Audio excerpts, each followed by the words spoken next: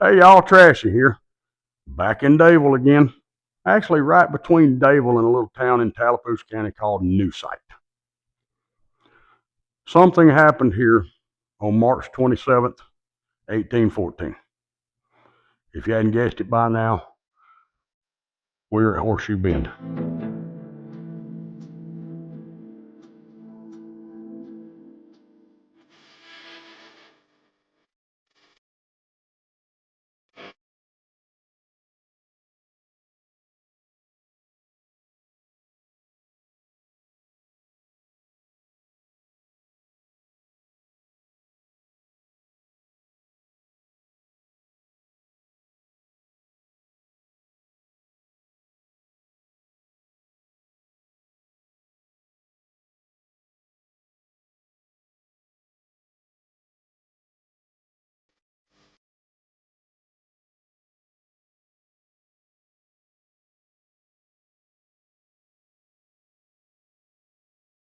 What we're looking at here is a diorama of what most Creek Muskogee Indian towns would have looked like.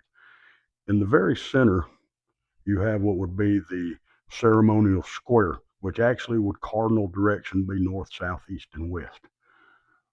Most of the time, your council house would be sitting on the northwest corner, but if you look real close, you can see most all of the buildings were made out of logs, sticks, mud, thatch, and they were very simple people. They did very simple gardening of sunflowers, corns, pumpkins, things such as that nature.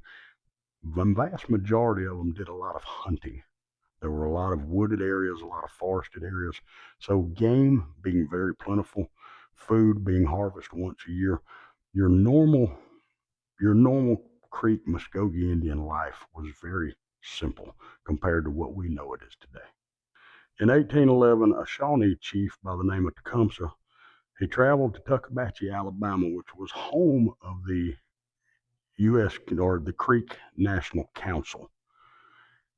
He resonated with a group called the Red Sticks, basically saying we need to ally together to further stop U.S. expansion along the western Mississippi, along basically eastern Mississippi at this time in 1811. And because of his influence, a lot of things developed between the groups that became known as the Red Sticks and the White Sticks. The Battle of Tohopeka or Horseshoe Bend was fought by the Red Creek Indians, which I've already talked about, Creek Muskogee, and they were actually fought against by the United States 39th Infantry Regiment and East Tennessee Militia Regiments and West Tennessee Militia Regiments. What you see here is actual uniform of 1813 time period of a United States infantryman. You see the blue jacket, which has continued since the Revolutionary War all the way up through the Spanish-American War. You see a French-style shako. You see gray pants, actually, and you see English-style gaiters covering the brogans. Now, the weapon that he carried, zoom in real close on that weapon, you notice that it is a flintlock musket. This is about 40 years before the invention of rifling and percussion caps. So this actually was one of the last ancient wars, the War of 1812 and the Creek Muskogee Wars. This is a beautiful representation of an infantryman from the United States 39th Infantry Regiment. I'm standing on what's known as Cotton Hill. After the battle, before the National Park Service acquired this property, people had planted cotton out here. This is known as Cotton Hill. It's an overlook that looks over Tohopeka. To my right, across the river, was the Indian village town of Nuyakow. Back behind me, can't see it from this distance, but there's a row of white stakes. That is where the barricade stood. 3 months prior to the Battle of Horseshoe Bend, Tohopeka was built as a defensive fortification against Andrew Jackson and his advances. This is 2 months after the Battle of Amukfall that sent Andrew Jackson back to Fort Struthers. In those 2 months, He acquired new militia from the East Tennessee Militia, new militia from the West Tennessee Militia, and he acquired the 39th U.S. Infantry Regiment. He also acquired 2 cannons, one 3-pounder and one 6-pounder. On this spot, on March 27, 1814, is where Andrew Jackson would have stood facing the barricade and his enemy in front of him. Now, from this spot, he also made decisions on where to send part of his 3,000 troops. He sent, to my right, there's a little island. He sent 40 guys from Bean's militia to occupy that island to make sure that no Red Sticks escaped across the river to seek refuge there. He sent General Coffee and 700 mounted infantry and 600 Cherokee and White Sticks to surround the bottom end of the Tallapoosa River, the bottom end of Horseshoe Bend, to make sure no creeks escaped. He used the bulk of his force from this point to attack Tohopeka. These white posts are where the barrier of Tohopeka would have been. Andrew Jackson described it as between 5 and 8 foot tall. It had a trench between another smaller barrier behind it. They actually had ports built in, kind of like Fort Toulouse did, kind of like most other forts did. They had ports built in because most of the Red Sticks actually had guns at this time. It wasn't just bows and arrows, it wasn't just clubs. Andrew Jackson at 10:30 a.m.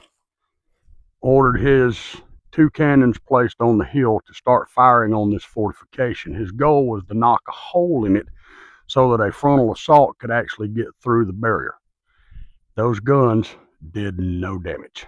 There were a few Red Sticks behind the barrier killed when they went through, but as far as structural wise, the ammunition from the cannons did no good.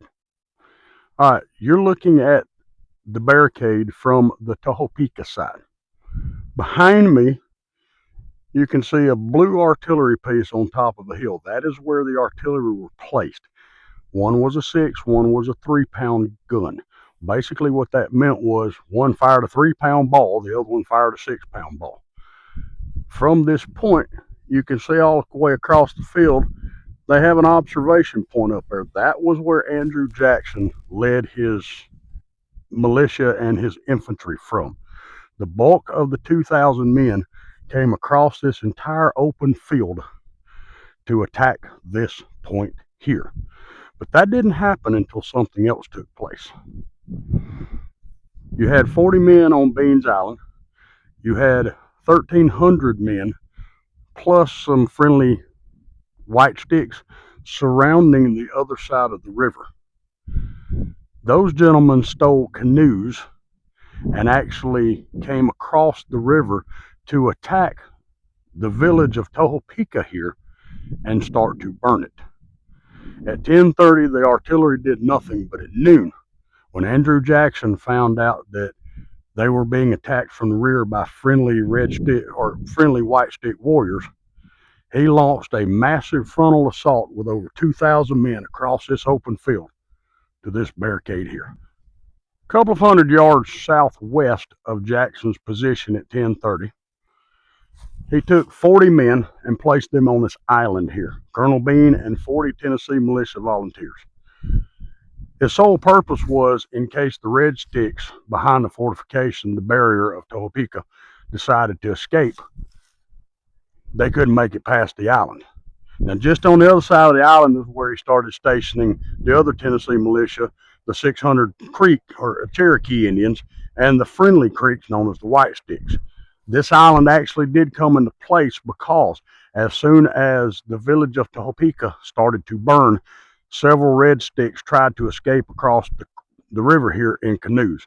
They were sunk, and many never made it to the island. We are at the southernmost tip of Horseshoe Bend. Behind me is an open clearing. As you can see, a lot of trees are down. Earlier this year, 2025, there was a tornado that came across the Tallapoosa River in the Horseshoe Bend. But this open clearing would have been the southernmost point of the village of Tohopeka. This was the point where the White Sticks crossed the river, which is about 50 yards to my front, and started to ignite fires to the village here. That was a signal for Andrew Jackson to deploy his 2,000 infantrymen and hit the barricade and force the Red Sticks under Minawa back to the river.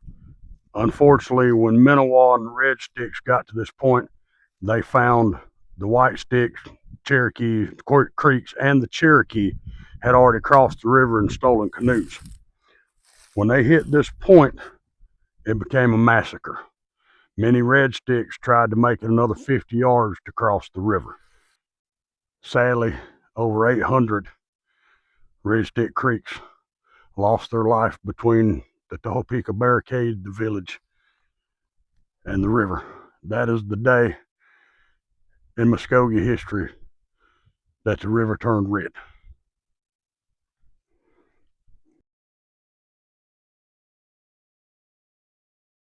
Trashy here. I hope you have enjoyed this brief little history of the Battle of Horseshoe Bend. I hope we brought it to you in a good light. I'm not here to judge one side or the other. I'm here to present to you history. I hope you enjoyed this video. Like, share, unsubscribe, do all that stuff they tell you to do on Facebook, YouTube, etc., etc. Trashy out.